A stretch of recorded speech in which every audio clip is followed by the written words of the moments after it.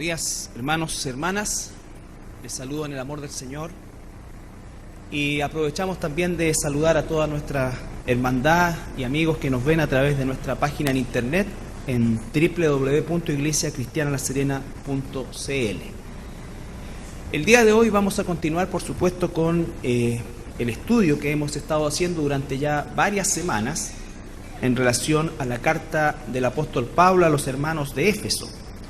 Hemos recorrido los 3 primeros capítulos. El día de hoy vamos a dar comienzo al cuarto capítulo, y aquí hay una transición importante, ¿no es cierto?, que hemos estado conversando, hablando durante todo este tiempo de los mensajes anteriores, en relación al hecho de que está perfectamente dividida esta carta en los 3 primeros capítulos, donde nos entrega una base, un sustento doctrinal gigante en relación a quiénes somos nosotros en Cristo. Y la segunda parte, ¿no es cierto?, que hace alusión directamente, a partir de hoy la vamos a ver, a cómo es que nosotros llevamos a la vida diaria todo aquello que nos enseña doctrinalmente el Señor. Ahora, por supuesto que la concepción doctrinal es la base de todo lo que el Espíritu Santo va transformando en nuestras vidas. Si no hay base doctrinal, en definitiva no hay transformación. La transformación no es un efecto emocional, la transformación es un efecto práctico que va en directa relación al aprendizaje que cada uno de nosotros como hijo de Dios adquiere de la palabra de Dios. La fe viene por oír la palabra de Dios, no solamente la fe salvífica, que es un don de Dios, sino que todo lo que es el proceso de nuestra santificación y el proceso de madurez hasta alcanzar esa plenitud que un día tendremos delante de nuestro Señor. Pero en este peregrinaje nosotros vamos creciendo en función, en relación y por supuesto también en la magnitud conforme al conocimiento que tenemos de la palabra de Dios. No hay transformación sin la palabra. Por eso es tan importante el concepto de la doctrina.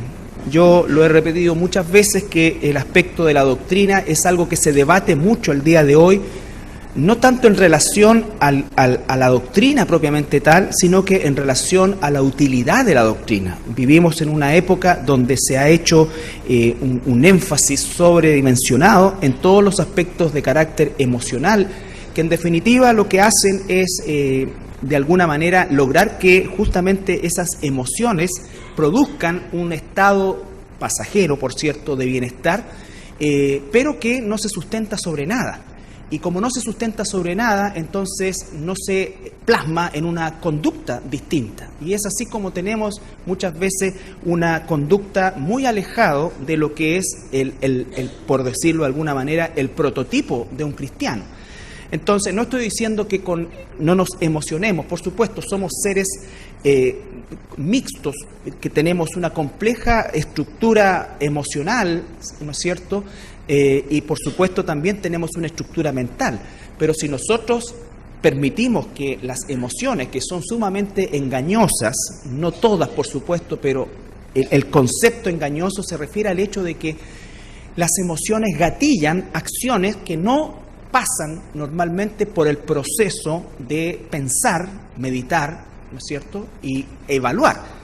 Entonces, las emociones son normalmente descargas de decisiones de las cuales no siempre nosotros hacemos lo correcto. Entonces, en ese sentido es que nosotros tenemos que aprender este concepto doctrinal. Ahora bien, solamente para recordar los 3 primeros capítulos de toda la información maravillosa que nos ha entregado el Señor, de lo que somos en Él. Yo destaco algunas palabras que están en los 3 primeros capítulos. Dice: escogidos, predestinados, adoptados, redimidos, sobreabundando en sabiduría e inteligencia, herederos. Se nos ha sellado con las arras, la garantía del Espíritu Santo, nuestra salvación por gracia. Llegamos a ser hechura en Cristo, semejante a Él, fuimos reconciliados con Dios, estamos acercados y somos amados inconmensurablemente por Dios. Nosotros, sus hijos, su pueblo. Su pueblo es amado de una forma que tenemos que llegar a comprender en algún momento, no por supuesto en su total magnitud, pero entender esas dimensiones, esas 4 dimensiones, alto, largo, ancho, en fin, que nombra el capítulo 3 de Efesios en relación al tipo y la intensidad del amor de Cristo por cada uno de sus hijos, sus hijas, sus ovejas. Entonces, esta situación es fundamental porque, en definitiva, todo esto tan maravilloso que somos en Cristo tiene que plasmarse en una vida que marque una diferencia semejante a lo que somos. Por eso es que, en definitiva, nuestra falla se encuentra normalmente en que no hay un equilibrio o una concordancia entre lo que somos y lo que debemos, ¿no es cierto?, operar en el mundo de la vida diaria. El capítulo 4, que va a hacer alusión a partir de hoy en esa dirección, vamos a tratar solamente el versículo probablemente 1 y 2, pero vamos a leer el día de hoy hasta el 6. El apóstol Pablo comienza diciendo en Efesios 4:1: yo pues, preso en el Señor, os ruego que andéis como es digno de la vocación con que fuisteis llamados, con toda humildad y mansedumbre, soportándoos con paciencia los unos a los otros en amor, solícitos en guardar la unidad del Espíritu en el vínculo de la paz, un cuerpo y un espíritu, como fuisteis también llamados en una misma esperanza de vuestra vocación, un Señor, una fe, un bautismo, un Dios y Padre de todos, el cual es sobre todos y por todos y en todos. Entonces, estos 6 primeros versículos probablemente nos lleven un par de semanas, porque cada una de las palabras que está ahí tiene un efecto directamente en el aspecto práctico de nuestra vida diaria. Lo primero que salta a la vista, ¿no es cierto?, es yo pues.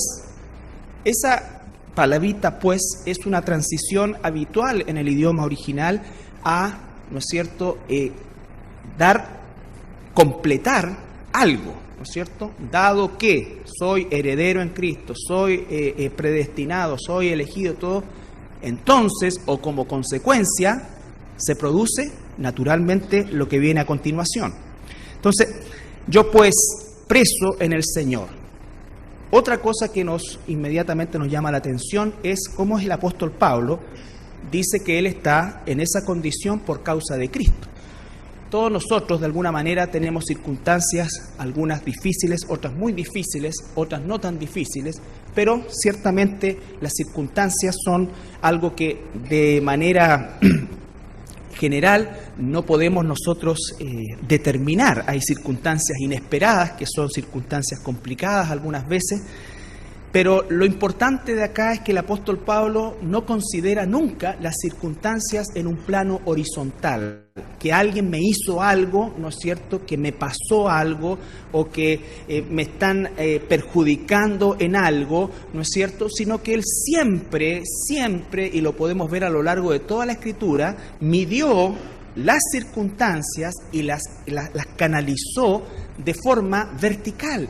Siempre sabía que Dios tenía el control de todo y por lo tanto cada cosa que sucedía en su vida tenía un propósito dentro de este proceso formativo. Por extraño que pareciera, por difícil que pareciese, ¿no es cierto?, Dios tiene un propósito con nosotros también.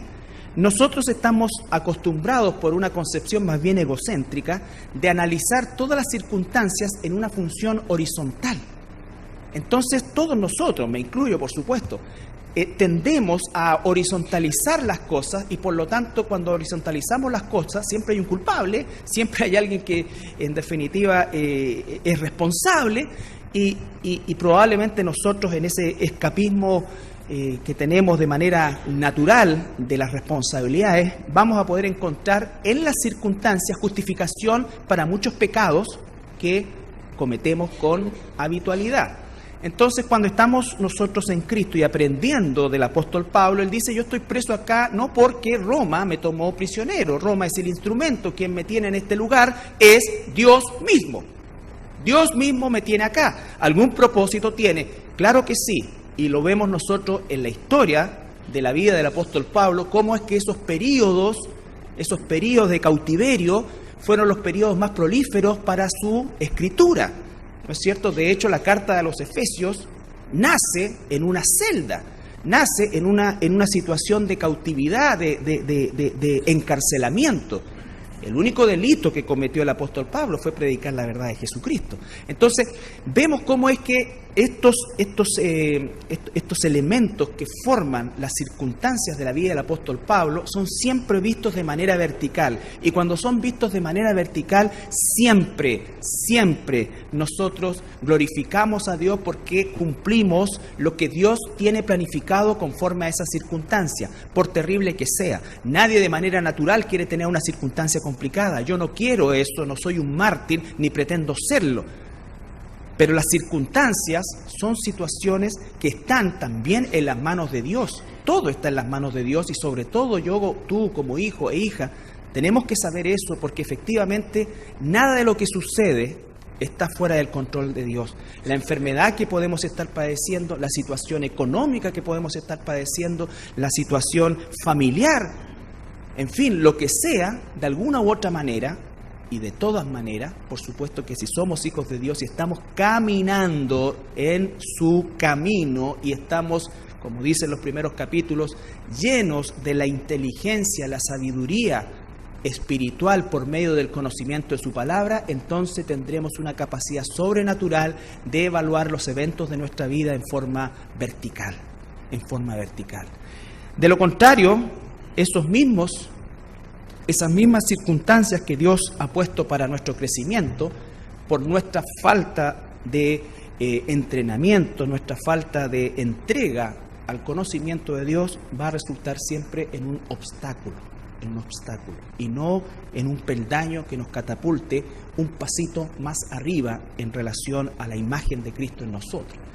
El apóstol Pablo dice, yo pues preso en el Señor. Él, una vez más, reconoce esa condición como venida de Dios. Y para graficarla aún más profundamente, en 1 Corintios 15, 8, el mismo apóstol Pablo, 1 Corintios 15, 8,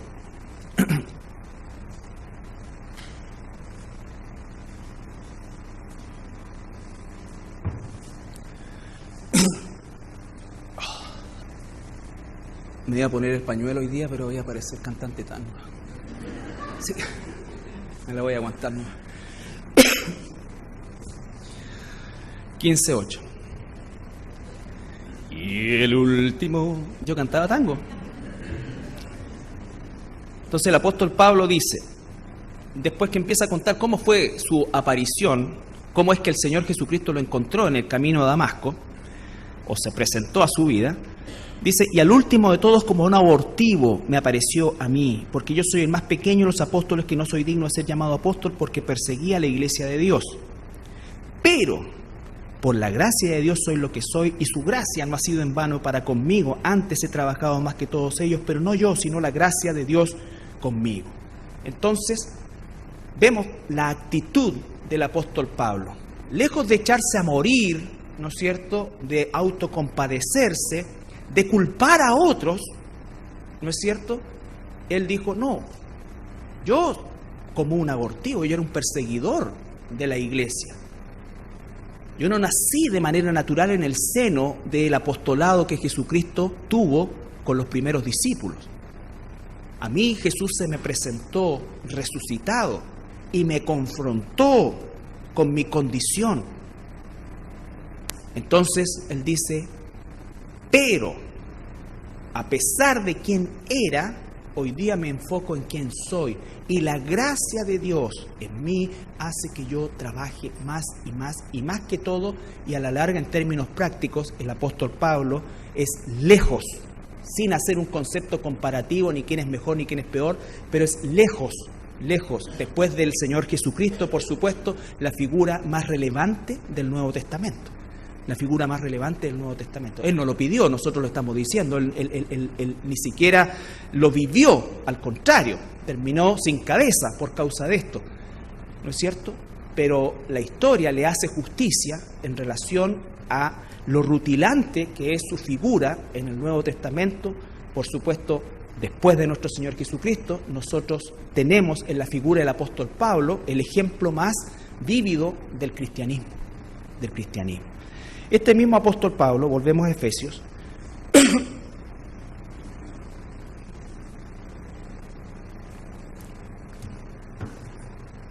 estamos en el capítulo 4.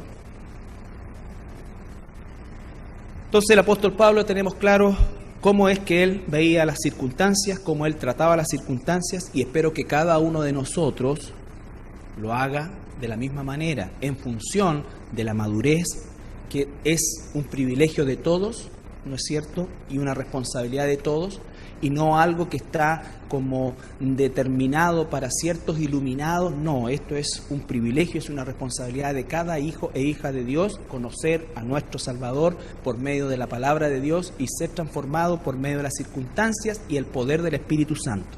Eso es para todos nosotros. Entonces, el apóstol Pablo dice: os ruego, después de la coma, yo pues preso en el Señor, os ruego que andéis como es digno de la vocación con que fuisteis llamados. Y comienza a hablar después acerca de la humildad, la mansedumbre, el soportarnos, la paciencia, el amor, la solicitud, el vínculo de la paz, la unidad de la iglesia, el cuerpo de Cristo. Cada uno de esos aspectos los vamos a tratar más adelante, porque cada uno de esos aspectos es fundamental para la convivencia y la glorificación de nuestro Señor Jesucristo por medio de la unidad de la iglesia y el amor en la iglesia. Lo primero que salta la atención, ¿no es cierto?, es que él dice: yo les propongo, yo no. Dice: yo os ruego. La palabra ruego, ¿no es cierto?, es una palabra bien profunda que en definitiva significa clamar hasta las lágrimas. Clamar hasta las lágrimas. Eso es lo que significa la palabra ruego, ¿ya? Entonces vemos que el apóstol Pablo está rogando, ¿no es cierto?, para que los cristianos, el pueblo de Dios, nos comportemos como es digno de ser hijos de Dios. No sabes ni sé muchas veces cuánto es que entristecemos el corazón de Dios y somos piedra de tropiezo a los propósitos de Dios cuando nos comportamos de manera pecaminosa, siendo hijos de Dios. Cuando nuestra conducta se caracteriza más bien por el pecado que por la fidelidad a Dios. Nadie va a estar libre 100% del pecado por la condición que tenemos en nuestra naturaleza. Pero nuestra forma de vida tiene que tener un cambio hecho por el Espíritu Santo y que realmente refleje que somos diferentes. No en una situación de sentirnos mejores, no, sino que en el hecho de que efectivamente hay un cambio sobrenatural en la vida nuestra, porque hay una vida sobrenatural en nosotros. Cristo mora en nosotros en la persona del Espíritu Santo. Eso es gigante, es inmenso. Ni siquiera podemos llegar a comprenderlo, pero debemos vivirlo. Entonces, el punto de entender esta situación es clave para asumir la responsabilidad que tenemos como hijos de Dios. Como hijos de Dios tenemos una responsabilidad gigantesca. Esa responsabilidad no tiene que ver con nuestra salvación, ya somos salvos, sino con el ejercicio de nuestra salvación en la vida diaria. Comportarnos como verdaderamente salvos, como verdaderamente hijos de Dios. Entonces, vamos a ver en 2 de Pedro primero, 2 de Pedro capítulo 1, versículo 10. La siguiente palabra que vamos a ver, que no está en el orden, pero la vamos a ver primero, es la palabra vocación. 2 de Pedro 1:10. Hay muchos pasajes. 2 de Pedro 1:10.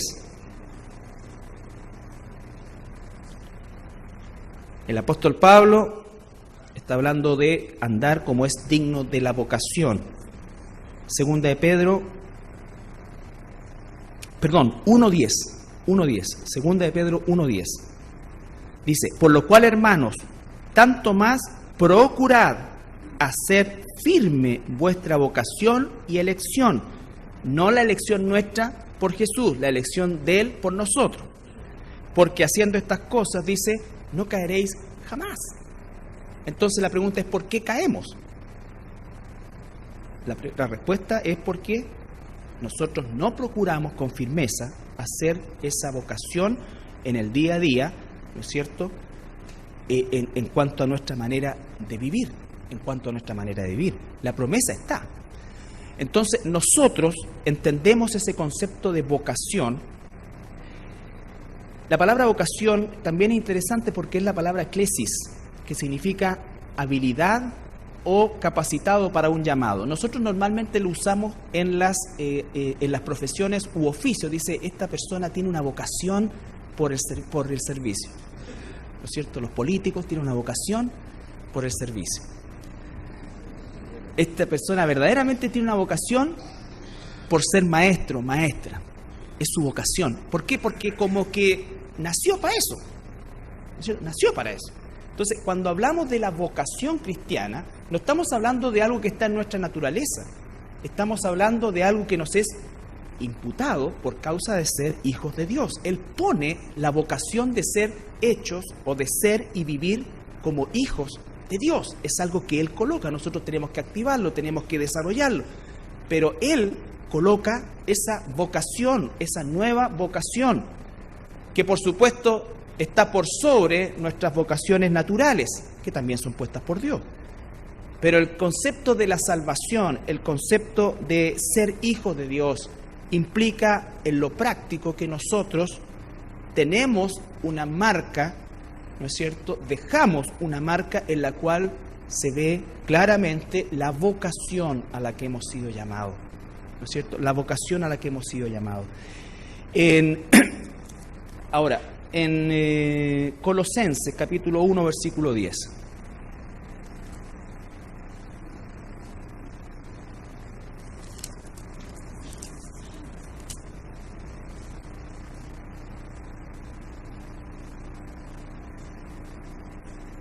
Colosenses 1:10.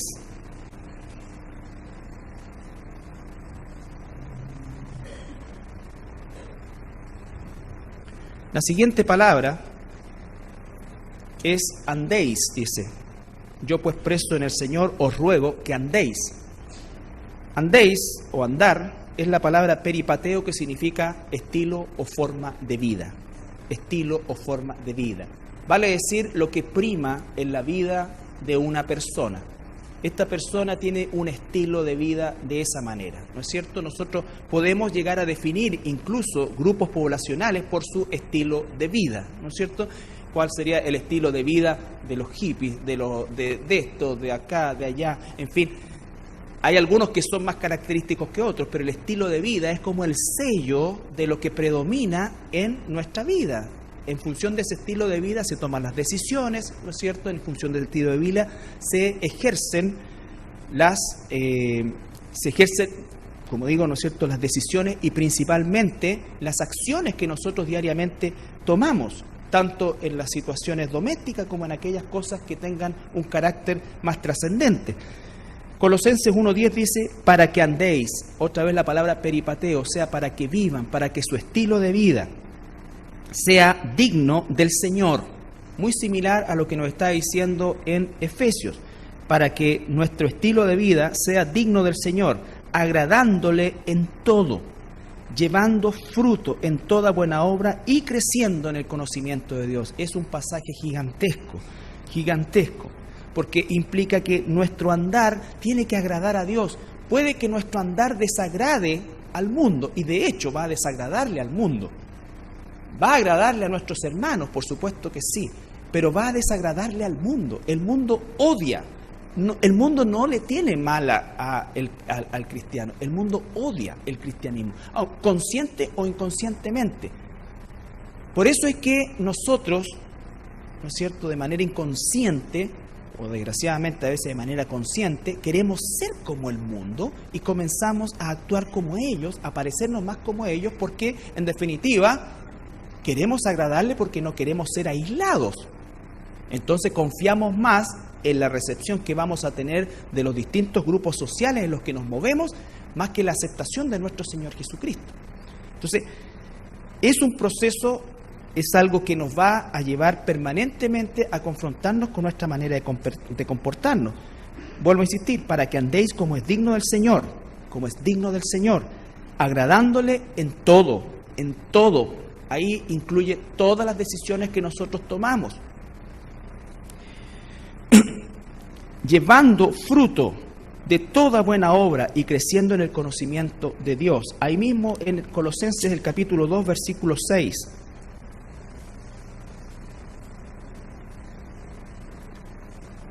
Y 7, capítulo 2, versículos 6 y 7.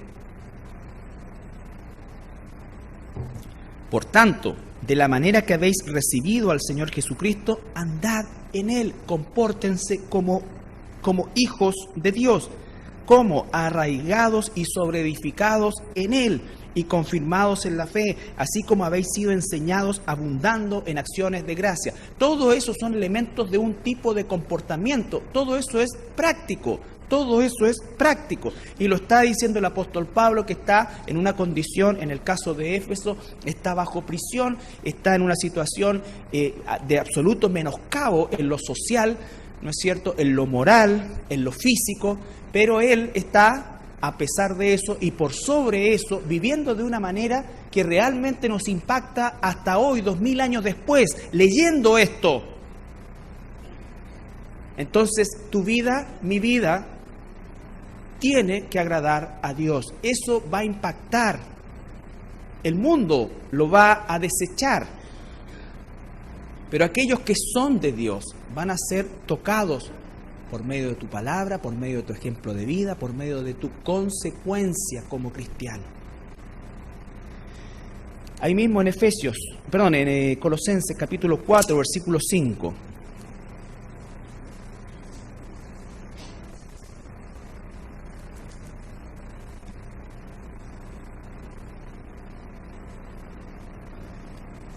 Andad, otra vez, la misma palabra, andad sabiamente, para con los de afuera, con los que no son tus hermanos, con los que no son miembros de la iglesia. Pero debemos andar con ellos sabiamente, redimiendo, aprovechando, ocupando el tiempo en cosas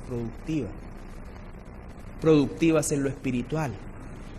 Cada situación, cada instancia que Dios nos permite tener, por recreativa, por laboral que sea, es una oportunidad para ser un ejemplo de cristiano.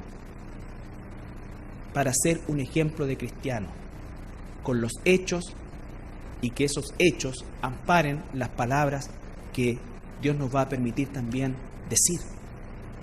Entonces tiene que haber un complemento. Tu forma de actuar, mi forma de actuar, es la puerta de entrada y es el único evangelio que el mundo va a leer. El mundo no va a entender Juan 14:15, no va a entender Primera de Timoteo, no va a entender Efesios. Para ellos, en ese momento es locura. Es algo que quizás podrán asentir amablemente algunos, ¿no es cierto?, pero no significa nada para ellos. Por causa de tu testimonio, Dios va a usarlo también para atraer a aquellos que Él ya ha llamado, pero va a usarnos a nosotros. El mandato para nosotros es andad como hijos de Dios, andad como es digno de la vocación con que fuimos llamados, con que fuimos sellados. Y la pregunta cae de cajón, que me la he hecho y se la hago a ustedes también, es ¿cómo es que realmente nosotros andamos? ¿Cómo es que actuamos? Dice acá en el versículo 6, sea vuestra palabra siempre con gracia. Ahí ya nos caemos el 80%. Sazonada con sal, el otro 20% porque le echa vinagre. Y limón, así, pero en cantidad industrial. Para que sepáis cómo debéis responder a cada uno. Sabes que la vida nuestra se remite en gran medida a responder. Nosotros vivimos dando respuesta a las personas, a tus hijos, a tu esposo, a tu esposa, a tu jefe, a tu cliente, a quien sea, siempre estamos nosotros respondiendo. Pregunte, ¿cómo es que vamos a responder? Ese es un punto clave. Es un punto clave. Entonces, la palabra de Dios es sumamente práctica, es maravillosamente práctica, y por eso era tan importante los 3 primeros capítulos, porque ahí está, dice, las riquezas de gloria y todo lo que es el poder maravilloso del Espíritu Santo es para que haga esta obra increíble de andar como Él anduvo. Es imposible que sin el Espíritu Santo nosotros andemos como Él anduvo. Así como es imposible que andemos, aún siendo cristianos, si no entrenamos en el conocimiento de Dios. Si no entrenamos en el conocimiento de Dios, si no nos relacionamos con su palabra, si no somos realmente hacedores de esa palabra. ¿Cómo podemos ser hacedores de la palabra si no conocemos la palabra? Entonces, me temo que muchos de ustedes, desgraciadamente, no tienen ni siquiera una cultura de lectura de la Biblia. Hay algunos que no leen nada, ni los subtítulos de las películas. Y uno, ¿cuándo la nota? Cuando dice, porque a veces yo hago leer a todo uno que ay, no traje los lentes, pero si los tiene puestos. Entonces, nuestro nivel de lectura es bajísimo. Desgraciadamente, Chile es uno de los países donde menos se lee, y claro, y todos le echamos la culpa al impuesto al libro, y es verdad, y toda esa cuestión así. Pero la Biblia, en el caso de nosotros como cristianos, sería suficiente para adquirir muchísima sabiduría y tener una dicción, ¿no es cierto?, que nos permita hacer una lectura rápida, por ejemplo, en la Escritura, cuando a veces tenemos poco tiempo, pero hacerlo. Entonces, esto, hermano, es como el apóstol Pablo. El apóstol Pablo, ¿no es cierto?, dice en Gálatas, que es parte nuestra como pastores, como maestros. En Gálatas, el apóstol Pablo dice, capítulo 4, versículo 19.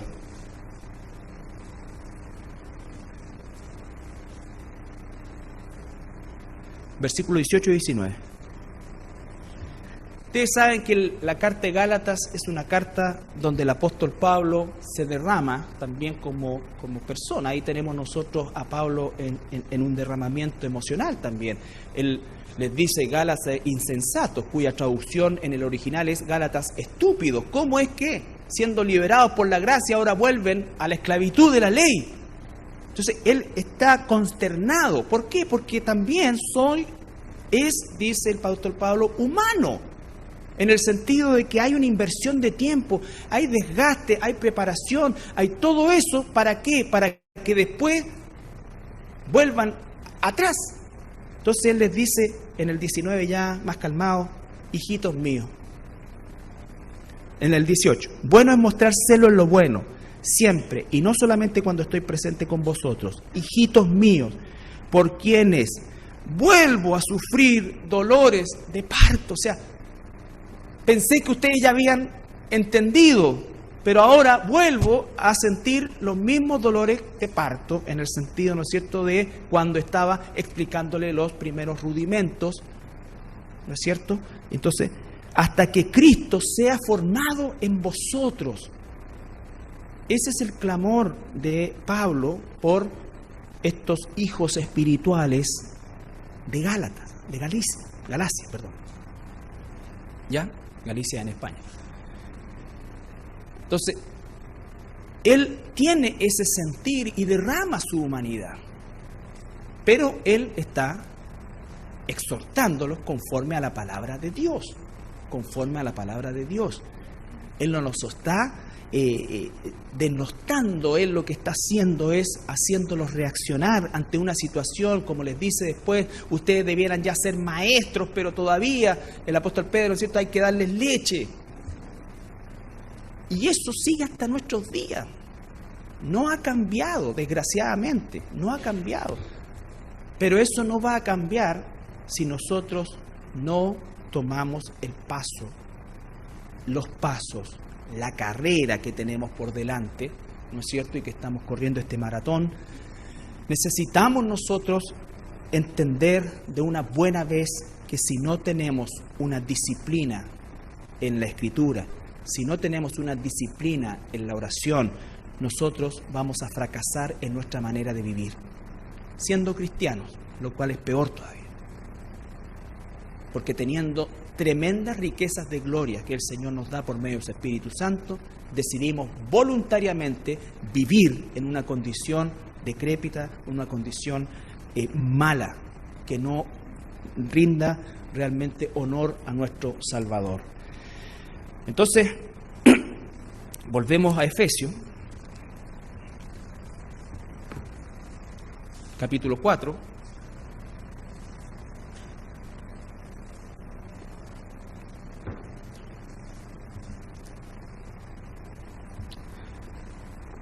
Esto es real, hermanos. Uno como pastor, como hermano, como responsable de la alimentación macro del rebaño, lo ve el paso de los años en personas que están exactamente ahí. No. Y peor, o sea, siempre vienen para abajo.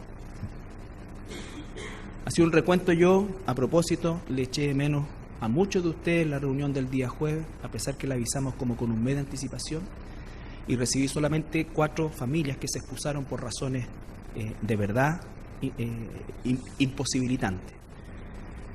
Y bueno, memorizaba o ocupaba la memoria acordándome de personas voy a decir, que estuvieron en la iglesia durante tanto tiempo, otros que estuvieron poco tiempo, todo, pero cómo es, por ejemplo, la inversión de tiempo, y no estoy diciendo como una manera de queja, simplemente para ver que la palabra se hace verdad, y ver, ¿no es cierto?, y haber cometido muchos errores también de mi parte, y ver que esas personas hoy día no están en ninguna parte, y paradojalmente fueron personas en las cuales no solamente yo, sino que hermanos y hermanas de un corazón realmente gigante les dedicaron muchísimo tiempo, y es un tiempo que te agota, ¿no es cierto? Entonces, y desgraciadamente no están ni aquí ni en ninguna otra parte. O algunos que he sabido que están aquí y después saltan allá. ¿Por qué? Porque todavía están buscando lo suyo. Entonces, yo realmente cada vez que hacemos bautismo, en mi corazón hay un estrés, por así decirlo, de ver qué va a pasar con esta persona. Porque nuestro trabajo es predicarles el Evangelio. Si ellos realmente reciben al Señor en su corazón, se va a tener que notar. Nosotros no vemos el corazón de las personas. Si ellos dicen yo quiero bautizarme porque estoy convencido, lo hacemos, pero es así como también muchas de esas supuestas convicciones se transformaron en nada. Entonces es triste. Han pasado 20 años o más, ¿no es cierto? Y uno puede tener ya un margen de historia con cierta relevancia para saber que esto y cada una de estas palabras es verdad. Y también de ver cristianos que están en un estancamiento eterno, ¿no es cierto?, como una forma de vida. ¿Por qué? Porque no se entregan verdaderamente a Dios. No se entregan realmente al Señor, no le quieren conocer mayormente, no se quieren comprometer mayormente. Entonces eso significa que van a estar en ese plano. Entonces, todo esto es actual, es real, se vive en nuestra iglesia. Esta iglesia a lo mejor algunas personas pueden sorprenderse de repente, hoy día no, pero a veces está llena. Y la gente dice, ¡ay, la iglesia está llena! Sí, pero si tú hicieras así, hermano, te aseguro que no estaría tan llena. Y yo quisiera de todo mi corazón, y vive Dios que es así, que si uno hiciera así, quedaran todos arriba. ¿No es cierto? Que realmente fuera una iglesia que numéricamente es de hermanos y hermanas comprometidos con la causa de Cristo. Sé que nunca va a ser así, pero nuestro trabajo tiene que ser en función de que alcancemos el máximo potencial que Dios nos permita alcanzar. Y por eso es que vamos a continuar haciendo con todo cariño, con todo amor, lo que hacemos, incentivar, ¿no es cierto?, corregir, exhortar. No jugar al psicólogo de ver, pucha, ¿qué te pasa? Pero es que tú tienes que tratar de superar esto, mira esto y acá, y tú tienes que tratar de superar esto, sí, está bien, te hicieron tanto daño, y en verdad sí, y jugáis al psicólogo, y esto, y más encima lo haces mal porque no tienes las herramientas para hacerlo, y la cuestión se va, y nunca. Entonces somos tan así, que la cuestión, que me dijeron, que me hicieron, que no me miraron, que no me invitaron, que no me... Entonces, y eso, hermanos, es lo que nos tiene muchas veces estancados. No estoy pidiendo que seamos cuero de chancho, ni aquí no me echan balas, no. Pero seamos más firmes en las convicciones de que somos hijos de Dios. Somos hijos de Dios. Nos molestamos, me molesto muy fácilmente.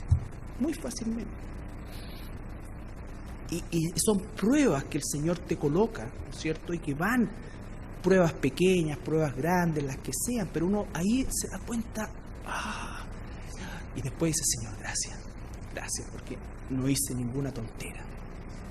No respondí, no dije algo de lo cual me tenía que arrepentir después y empezar a pedir perdón a esta. Entonces, yo pues preso en el Señor, os ruego que andéis. Si pudiera hacer mía esas palabras, os ruego que andéis como es digno de la vocación con que fuisteis llamado. Digno de la vocación con que fuisteis llamado. No podemos pasar todavía con toda humildad, eso lo vamos a ver la otra semana, porque nos vamos a ir de espalda. Mansedumbre, un mes, soportándonos, 2 años. ¿Ya? Esta cuestión no es llegar y leer, que cada palabra hay que profundizarla. Hemos visto ruego, andar, digno. No, digno todavía no. Vocación. La palabra digno es una palabra muy interesante también, como todas las palabras en el idioma original, y significa equilibrio, significa concordancia. Alguien digno es alguien que concuerda quién es, que dice, con lo que hace. ¿Cierto? Nosotros hoy día lo conocemos como integridad, pero este concepto de digno viene también de un sistema de pesos, de balanzas. O sea, estos son verdaderamente 5 kilos. ¿Ya? Entonces, verdaderamente yo soy cristiano. Y eso se tiene que notar en un equilibrio, ¿no es cierto?, entre lo que digo ser, lo que dice mi boca, lo que dicen mis actos. Esa triada, ¿no es cierto?, es lo que significa la palabra digno. Y cuando dice andéis como es digno, se está refiriendo, yo soy cristiano, ¿no es cierto? A veces algunos hasta desgraciadamente usan el que es cristiano como parte de su currículum. Mejor no lo usaran nunca. Nunca. No hay cosa más espantosa que cuando alguien dice, contraté unos hermanitos, contraté esto, vinieron esto acá y esto acá y acá, y no, y otro pues, no, con hermanos nada. ¿Cómo es eso? ¿Por qué hemos llegado a ese punto? Cuando debería ser todo lo contrario. Pero llega a ser así. ¿Por qué? Porque no andamos como es digno. O este me trajo para esto y no cumplió nada de lo que me prometió.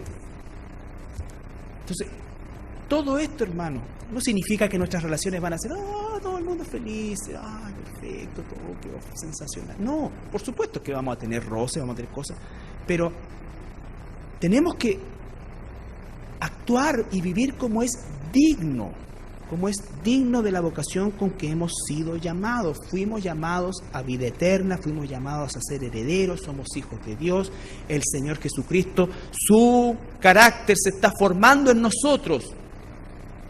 Entonces, esa dignidad vamos a ver en la forma de vivir. Segunda de Corintios 2.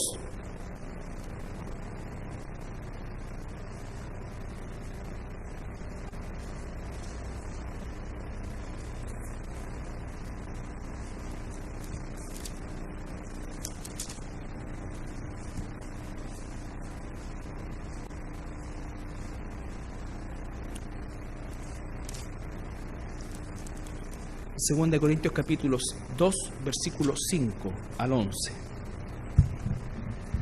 Fíjense el apóstol Pablo, que fue vapuleado por los corintios, y en especial parece por algunos líderes de la iglesia de Corinto. Él dice lo siguiente: pero si alguno me ha causado tristeza, no me la ha causado a mí solo, sino, en cierto modo, por no exagerar, a todos vosotros. Le basta a tal persona esta reprensión hecha por muchos. Así que, al contrario, vosotros más bien debéis perdonarle y consolarle, para que no sea consumido en demasiada tristeza. Por lo cual os ruego que confirméis el amor para con él, porque también para este fin os escribí, para tener la prueba de si vosotros sois obedientes en todo. Y al que vosotros perdonáis, yo también, porque también yo lo que he perdonado, si algo he perdonado por vosotros, lo he hecho en presencia de Cristo. ¿Para qué? Hay un propósito en eso. Para que Satanás no gane ventaja alguna sobre nosotros, pues no ignoramos sus maquinaciones. ¿Tú sabes que en la iglesia hay gente que no se habla porque tuvieron un problema? ¿Cómo puede ser eso? ¿O alguien que se va porque tuvo un problema con alguien de la magnitud que haya sido? ¿Qué es eso? ¿Qué es eso? O sea, si fuera por eso, yo me habría ido hace 15 años atrás. Porque no tuve problema con uno, un problema con chorrera. ¿Qué es eso? Y no lo estoy poniendo como ejemplo, el mártir. No. Esto es apretar los dientes cuando estás recién partiendo, morderte la lengua, ¿no es cierto? Revolcarte, pegarle un cabezazo a la pared, hacer miles de cosas, pero solito, ahí en tu cuartucho. No es que naturalmente te salen los corazones, te perdono, hermano, pero el ejercicio te lleva al cambio. La espiritualidad es como un músculo. La espiritualidad se entrena. La espiritualidad no viene por arte de magia. Esa es la mentira demagógica que utilizan todos estos movimientos fatuos de emocionalismo y de darte ya y que llores y traes tus pecados aquí al altar y ponlos aquí, los vamos a quemar todos. Esa es una estupidez, porque si no los quemas aquí y aquí, no sacamos nada. Y así viven metiendo a la suegra y a todo, y a todos los que le hicieron daño en esa cuestión, en el altar del fuego, y los queman, y después siguen igual. Eso es ridículo. Todos esos pactos y así, y ahora sí, paremos todo y hagamos un pacto. No, eso es algo que tú tienes que hacer directamente con el Señor. Nadie más lo puede hacer. Yo solamente te puedo exhortar a hacerlo, pero la que tiene que hacerlo eres tú, soy yo. ¿Hay personas que te han hecho daño? Claro que sí, pero tú también le has hecho daño a personas. ¿Ya? No te hagas la Margarita Gautier y esta cosa, que todos están contra mí. No, ni saben quién es Margarita Gautier. ¿Ya? Entonces, eso es un proceso que cada uno tiene que hacer con Dios, pero tenemos que hacerlo. Eso es digno de la vocación con que fuimos llamados. Yo no puedo tener rencor contra alguien. No puedo tener cortado a alguien de la iglesia o de otra iglesia, o a un hermano, aún a alguien de afuera, a no ser que realmente la situación dé para eso. Él dice, el Señor, ¿no es cierto?, apártate de los tales, pero eso no significa, maldito la cruz, te odio con este nunca más. No, apártate. Eso es digno de la vocación que fuimos llamados. Esas son de las riquezas de gloria, de las riquezas de misericordia infinitas que Dios tiene para mí. Quiero eso para poder trasladarlo allá. Esas son las riquezas de gloria, no las estupideces que usan como riquezas de gloria. Las riquezas de gloria para poder vivir de manera digna delante de mi Señor, mi Salvador, quien se dio por mí. Eso, hermanos, ese es el ejercicio espiritual que nosotros tenemos. Diariamente. Y en el entrenamiento vamos a estar más preparados, vamos a ser más hábiles, vamos a adquirir, ¿no es cierto?, esa habilidad. Así como en cualquier cosa que nosotros realizamos y que hemos hecho durante tiempo y la perfeccionamos, entonces después podemos realmente ir más allá de lo que habitualmente hacemos. Pero no habríamos llegado a ese punto sin haber pasado todo lo anterior. En la vida espiritual es exactamente lo mismo. El apóstol Pablo, antes de ser decapitado, todavía dice en su carta a Timoteo, le dice: yo me sigo extendiendo hacia adelante. La última extensión que le quedaba era estirar el cuello, pero se seguía extendiendo hacia adelante. Entonces somos tan flojos, tan cómodos. Realmente es así, hermano. Es así. Entonces, Romanos, capítulo 12, versículo 1. Ya vamos a terminar. Pasaje también muy conocido.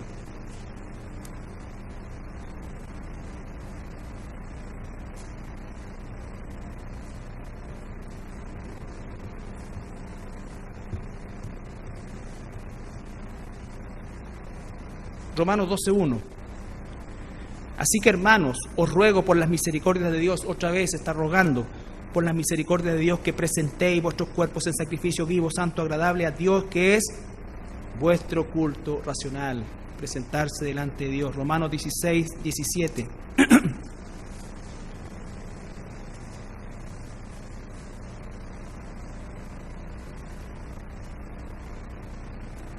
Mas os ruego, hermanos, que os fijéis en los que causan divisiones y tropiezos en contra de la doctrina que vosotros habéis aprendido, y que os apartéis de ellos.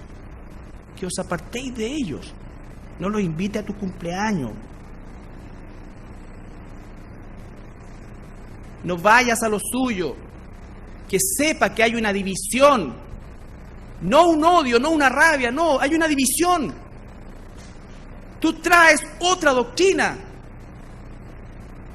Yo he tenido que separarme dolorosamente de personas, de preciosas personas en lo humano, pero torcidos doctrinalmente. Y uno a veces tiene la sensación que se queda solo. Pero no puede ser. No puede ser.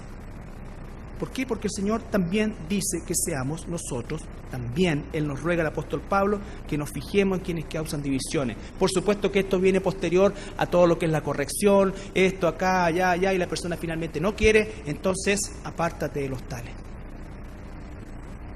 Y eso te causa dolor porque quieres a esas personas, las amas también. Pero no puedes tener parte en su forma de torcer la Escritura, voluntaria o involuntariamente, no lo sé, eso lo sabe Dios. El corazón yo no lo veo, yo veo lo que ocurre y cómo es que eso se lleva adelante. Eso es. Por lo tanto, si va a haber arrepentimiento para ellos, quiera Dios que así sea, pero mientras así no sea, yo no puedo ser parte. Entonces ya no importa, estamos separados por esto, sí, tú lo ves así, ya, pero igual nomás vamos de vacaciones, la pasamos re bien, total, tenemos que separar las cosas. No es lo que dice la palabra. No es lo que dice la palabra. 1 Corintios 4:6.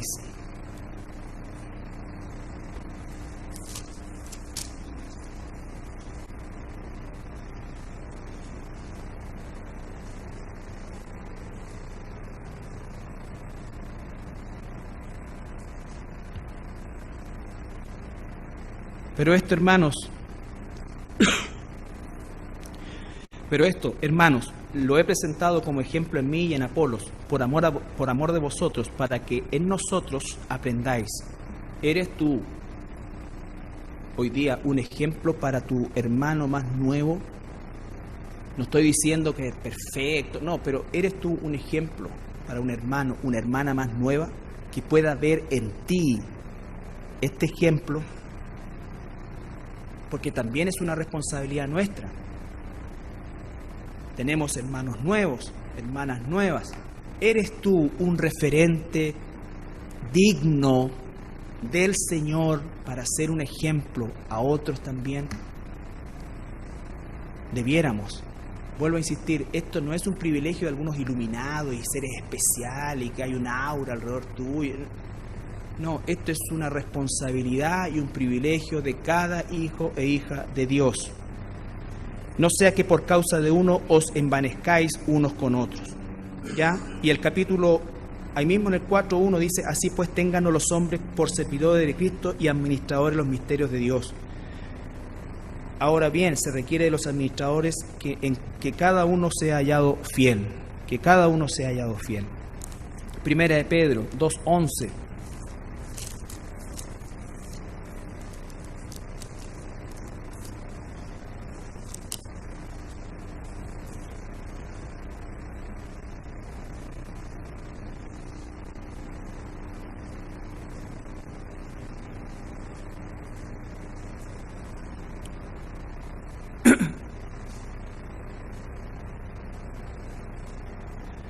Amados, yo os ruego como extranjeros y peregrinos, esos somos, extranjeros y peregrinos, si somos verdaderamente hijos de Dios, nuestra morada celestial, el destino eterno es hacia donde vamos, estamos pasando por esta tierra y queremos dejar una huella que glorifique a Dios. Y para eso tenemos que, ¿no es cierto?, mermar nosotros y que crezca el Señor Jesucristo en nosotros. Y para eso significa que verdaderamente le conocemos a Él.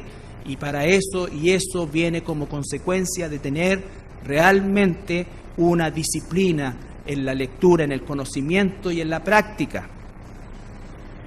Amados, yo os ruego como extranjeros y peregrinos que os abstengáis de los deseos carnales que batallan contra el alma. Reconocemos la batalla, esa no termina hasta que seamos redimidos de nuestro cuerpo terrenal.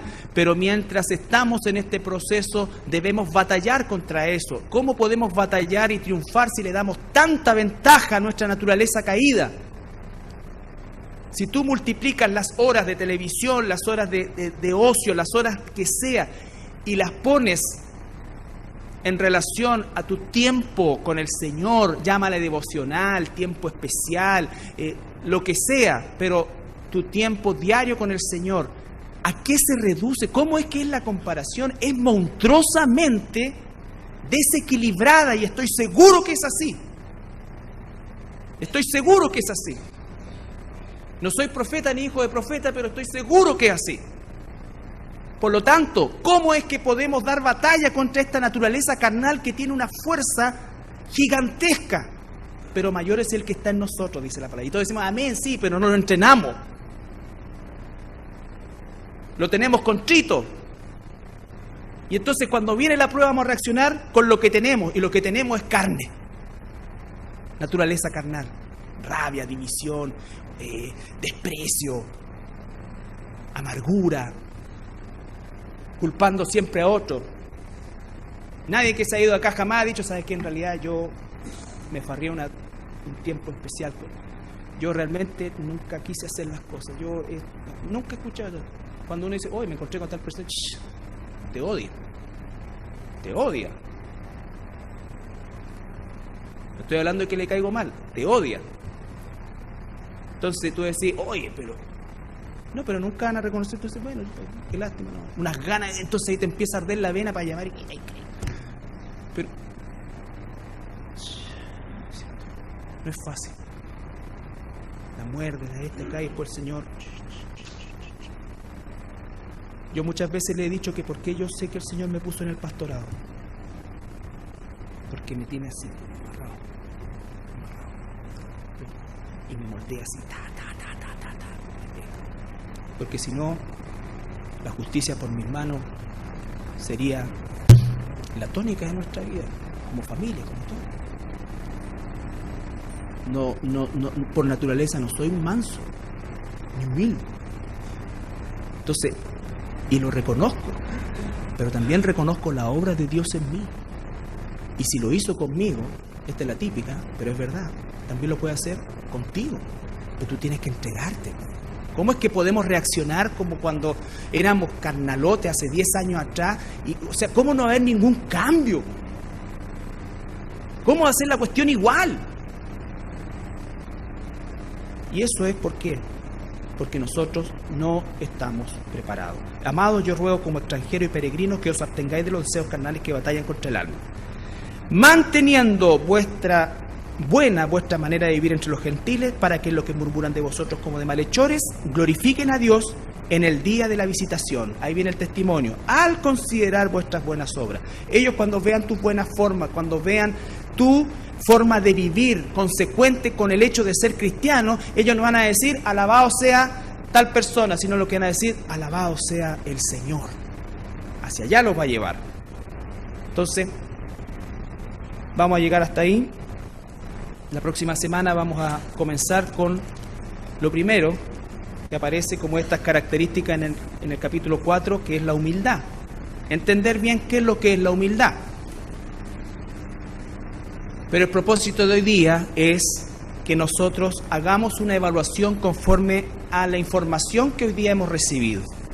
Tenemos una responsabilidad, tenemos un privilegio, tenemos riquezas incalculables acerca de que el Espíritu Santo nos puede dar todo lo que no tenemos de manera natural para vivir de una forma digna de ser llamado hijo de Dios. Que el Señor Jesucristo pueda decir de cada uno de nosotros: este es mi hijo amado, mi hija amada, en quien tengo complacencia. Y cuando tú digas, no, pero es que en realidad yo soy tan poca cosa, no, Él te ha dado todas las riquezas de gloria para que seas así como un hijo, una hija amada, en la cual nuestro Señor Jesucristo se complazca. Se complazca. Él no nos quiere... Él sabe que nosotros no vamos a ser nunca perfectos, pero Él conoce el corazón de cada uno de nosotros y sabe cuánto es que nos esforzamos por agradarle y por andar dignamente como un hijo de Dios. ¿Nos ponemos de pie para orar?